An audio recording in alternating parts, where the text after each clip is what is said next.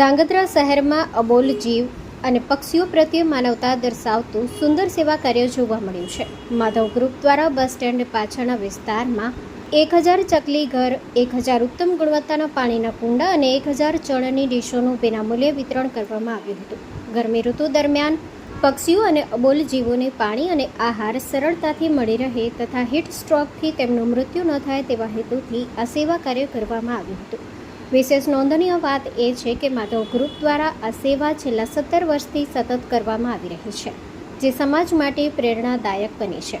આ કાર્યક્રમને સફળ બનાવવા માટે જયંતિભાઈ દેગામ, વિનુભાઈ અડિયા, નિકુંજભાઈ અડિયા, વનરાજસિંહ પરમાર, અમિતભાઈ મોરી, રણછોડભાઈ, કુલદીપભાઈ વાઘેલા અને કૃષ્ણસિંહ જાડેજા સહિત અનેક સેવાભાવી લોકોએ ભારે જહેમત ઉઠાવી હતી.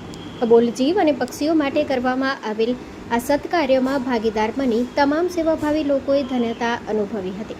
સ્ટોરી રિપોર્ટ બાય દિનેશ ગામવા સાથે ઋતુલ કુમાર ધામેચા, ધાંગધ્રા.